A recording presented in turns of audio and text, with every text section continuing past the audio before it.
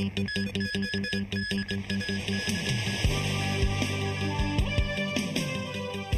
new batch of the silver bond with a minimum interest rate of 4%.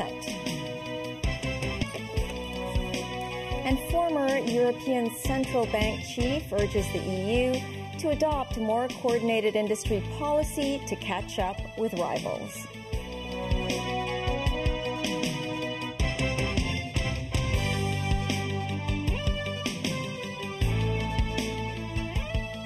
Hello and welcome to TVB News. The government today announced the launch of a new batch of the silver bond offering a minimum interest rate of 4%. Residents who turn 60 in or before 2025 and hold a Hong Kong identity card are eligible for subscription.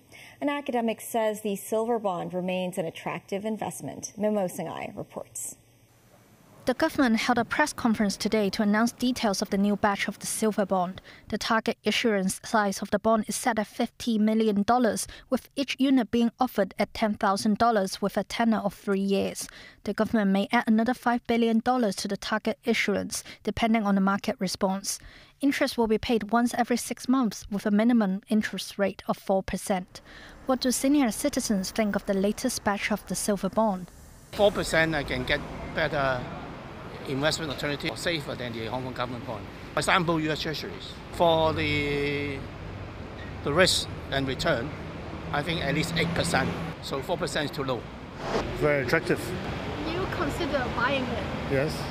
So you have bought silver bond before? Before, yes, that's right. And what are the reasons? Well, high interest rate, better interest rate. An academic said the 4% interest rate is better than market expectations, 3.8% or below. He said while people may have different expectations, the silver bond can still be attractive. I go for gambling. I buy stock and I sell tomorrow and I can make profit immediately. Yeah. So everybody have their different way of how to arrange their money. I think that the government offers this. It's a kind of the welfare for elderly. No any bond can offer such a kind of the guarantee. Hong Kong identity card holders who turn 60 before January 1st, 2025 can subscribe to the silver bond between September 30th and October 14th via placing banks and designated securities brokers. Mimo 9, TVB News. More than 40 imported laborers working at the United Christian Hospital expansion site have complained about unfair treatment. They said their mainland intermediary deducted their salaries and fired them without explanation. The Development Bureau said they will not tolerate the exploitation of workers and that the workers will not lose their jobs. Timothy Lee tells us more. The imported workers involved in the expansion works of the United Christian Hospital were earlier seen at a service center in Shenzhen's Luohu district after they returned to the mainland.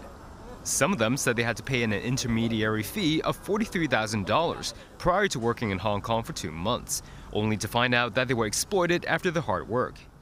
Some workers said they were supposed to receive a salary of $35,000 after working for 26 days last month, 10% of it deducted for an accommodation fee. However, their mainland intermediary demanded the workers pay an additional $6,000 per month for accommodation, as well as other fees. After staging a protest at a construction site on Monday, the Hong Kong Construction Industry Employees General Union stepped in to mediate the dispute. A subcontractor assured them they will remain employed and be driven back to their temporary residence, only for the workers to be notified by the management company that they had been fired. The workers said they did not cause trouble and were only defending their rights. Meanwhile, the Development Bureau said the main contractor and subcontractors had guaranteed the workers' employment.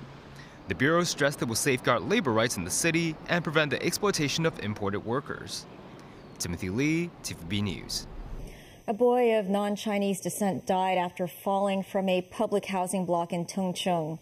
Authorities have now arrested his 32-year-old mother on suspicion of child neglect. The incident happened at around 5 p.m. yesterday at Yat Tung Estate. The police are still investigating the cause of the fall. Sources said the child's mother left their unit yesterday afternoon to pick up her elder daughter from school, leaving behind her 2 sons aged 5 and 3 at home.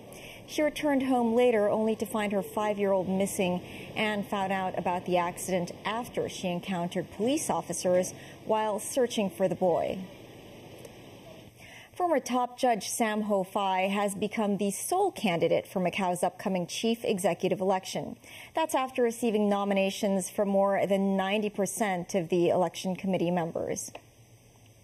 The 62-year-old arrived at the public administration building this morning to submit his candidacy form for the CE election. With the 383 nominations in hand, Sam became the only CE candidate for the October election. Sam said he is pleased with the number of nominations, adding he had interacted with the election committee members. Beijing today called the United States discriminatory after the U.S. House of Representatives passed a bill that aims to restrict WuXi AppTec, BGI, and other biotech firms. Supporters say the law is needed to protect Americans' health and genetic data. The foreign ministry in Beijing hit back with spokesperson Mao Ning telling journalists the U.S. must stop using excuses to suppress Chinese companies. The Biosecure Act passed with a vote of 306 to 81. It aims to prohibit funding to U.S. companies that do business with biotech companies of concern, specifically naming 5 from China. Hong Kong shares of WuXi AppTec and WuXi Biologics were down more than 10% and 7% respectively in early trading. The act still has to pass the U.S. Senate before it can be signed into law. Former European Central Bank Chief Mario Draghi said the European Union needs far more coordinated industrial policy, rapid decisions, and massive investment if it wants to keep pace economically with rivals, the United States and China. This comes as Draghi released a report on how the EU should keep its green and digital economy competitive at a time of increased global friction. Daniel Rao tells us more.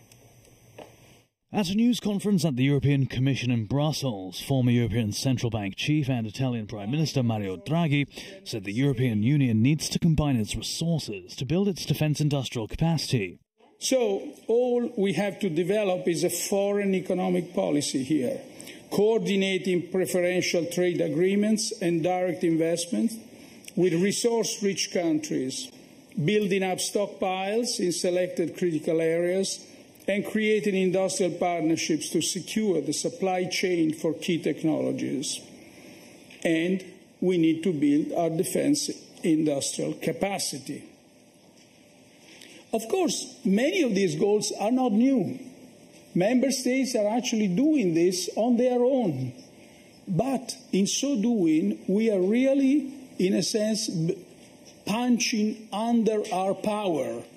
We could do much more if all these things were done as if we acted as a community. Draghi's comments come as he released a report on the EU's competitiveness. In the opening section of the report, Draghi said the bloc needed additional investment of 750 to 800 billion euros per year, up to 5% of GDP. That's far higher even than the 1 to 2% in the Marshall Plan for rebuilding Europe after World War II. Draghi's report said growth has been slowing down for a long time in Europe, but the bloc has ignored it. It added the EU cannot ignore it any longer as world trade is slowing, China is becoming much less open to the bloc, and Brussels had lost its main supplier of cheap energy, Russia, due to the conflict in Ukraine.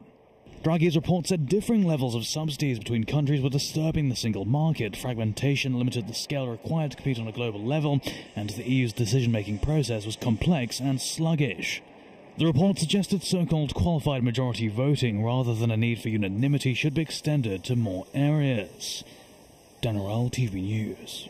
Still ahead, and members of a mainland tour group fall sick in the city suspected of food poisoning.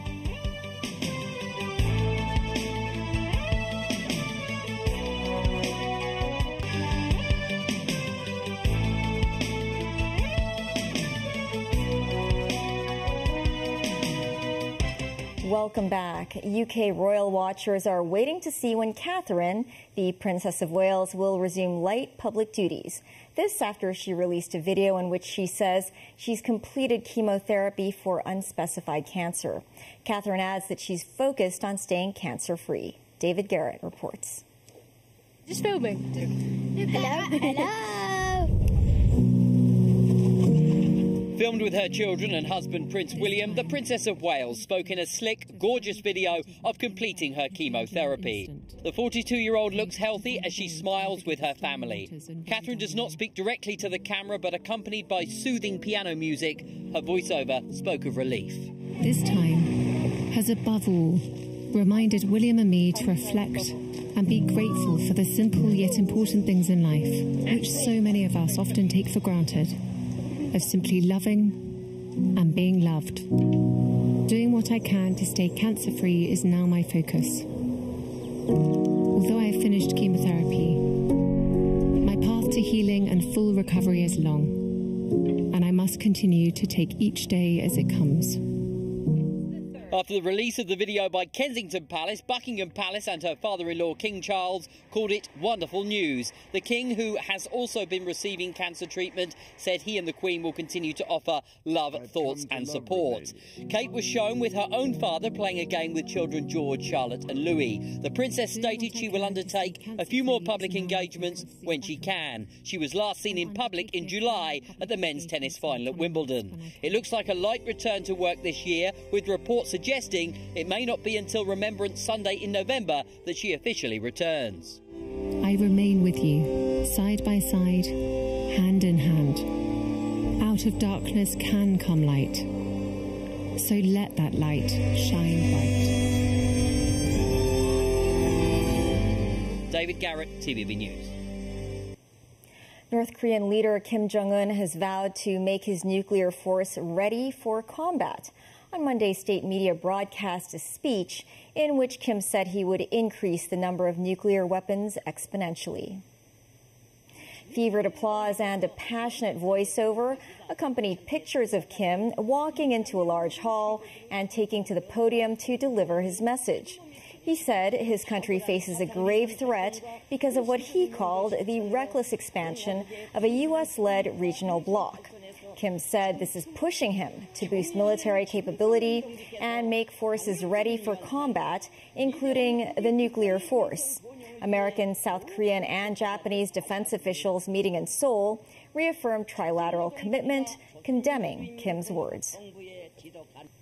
More than 10 mainland tourists on a group tour to the city suffered from food poisoning, and most were taken to hospital. About a dozen ambulances were deployed to take the 8 men and 3 women to Queen Elizabeth Hospital. Some received treatment at a mobile medical vehicle.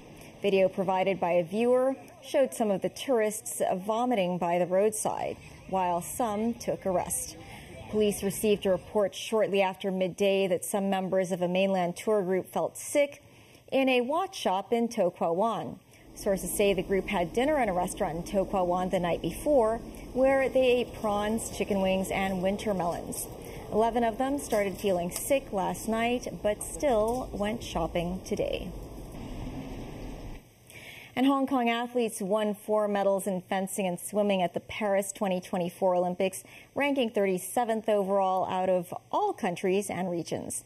Looking forward, Kenneth Fok, Vice President of the Sports Federation and Olympic Committee of Hong Kong, China, said on TVB's Straight Talk program that the government should also support new sports in addition to traditional ones. I think sports is changing a little bit, because traditionally Olympics is 28 sports, but now we're seeing new sports coming up. Right, you see the first edition for breakdancing, for example, breaking, skateboarding, sports climbing. So a lot of young sports are coming up. So the Olympics mode, they are actually trying to move towards a younger scheduling to capture a younger audience. So this reflects back into our funding system.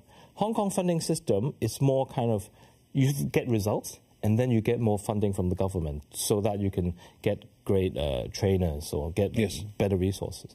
But we should allow for better flexibility, like skateboarding, right? It might, if you take years to train up the skateboarding or even other events like breaking, it may take a long time. But if we have the funding or the government support flexibility, then maybe we can quickly identify talents, quickly train up, quickly get the, the best coaches, and be able to fight for these new events.